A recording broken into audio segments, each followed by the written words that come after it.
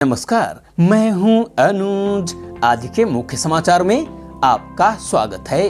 Green energy से घटेगा petrol diesel का आयात। सरकार की तरफ से परंपरागत ऊर्जा की जगह हरित ऊर्जा यानी ग्रीन एनर्जी को बढ़ावा देने के प्रयास का नतीजा अब दिखने लगा है।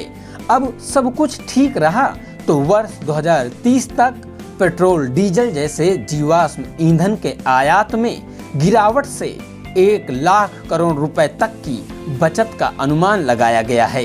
इसके अलावा इसी अवधि तक कार्बन उत्सर्जन में सालाना 5 करोड़ टन की कमी भी आएगी। वित्त मंत्रालय की आर्थिक समीक्षा के अनुमान के मुताबिक वर्ष 2030 तक देश में ग्रीन हाइड्रोजन की उत्पादन क्षमता 50 लाख टन तक हो जाएगी। जीवाश्म ईंधन के उपयोग में कमी के साथ इसके आयात को घटाने के उद्देश्य से पिछले साल ग्रीन हाइड्रोजन मिशन लॉन्च किया गया था। भारत अपनी जरूरत का 80% पेट्रोल डीजल का आयात करता है। ग्रीन एनर्जी को बढ़ावा देने के लिए सरकार faster adoption and manufacturing of electric vehicles यानी फेम स्कीम लेकर आई थी, जिसकी मदद से 2 पहिया वाहनों की कुल बिक्री में इलेक्ट्रिक वाहनों की हिस्सेदारी 6% से अधिक हो गई है। इलेक्ट्रिक वाहनों के प्रोत्साहन के लिए गत दिसंबर तक देश भर में 10,000 चार्जिंग स्टेशन की स्थापना हो चुकी है। देश भर में मेट्रो का जाल 450 किलोमीटर तक पहुंच गया।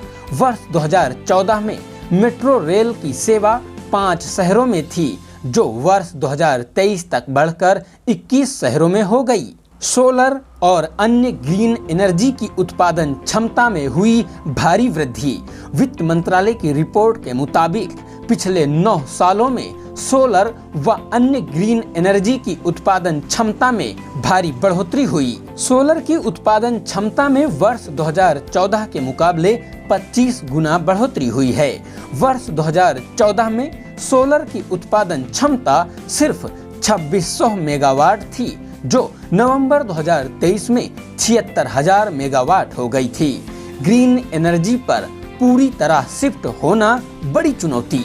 गैर जीवाश्म बिजली उत्पादन की क्षमता पिछले 9 सालों में बढ़कर 1.87 लाख मेगावाट तक पहुंच गई। हालांकि सरकार यह भी मानती है कि ग्रीन एनर्जी पर पूरी तरह से शिफ्ट होना बहुत बड़ी चुनौती है और इससे हमारी मैन्युफैक्चरिंग लागत भी बढ़ेगी।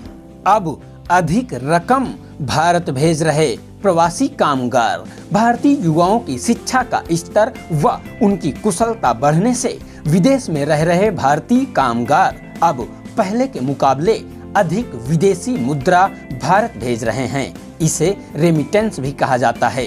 वित्त मंत्रालय का अनुमान है कि वित्त वर्ष 2023-24 में वित्त वर्ष 22-23 के मुकाबले रेमिटेंस में 8% की बढ़ोतरी होगी। वित्त वर्ष 2022-23 में इन कामगारों की तरफ से $125 अरब भारत भेजे गए थे, जो इस साल बढ़कर $135 अरब से अधिक होने का अनुमान है। वर्ल्ड माइग्रेशन रिपोर्ट के मुताबिक वित्त वर्ष 2021-22 में रेमिटेंस में 36% हिस्सेदारी उच्च कुशल भारतीय प्रवासियों की थी, जिन्हें हाईटेक कामगारों का अधिक योगदान था। रिपोर्ट के मुताबिक पहले की तुलना में अधिक कुशल व योग्य होने से भारतीय अब अमेरिका व ब्रिटेन जैसे विकसित देशों में कुशल काम के लिए जा रहे हैं, जिससे उनकी आय बढ़ रही है और रेमिटेंस में भी बढ़ोतरी हो रही है।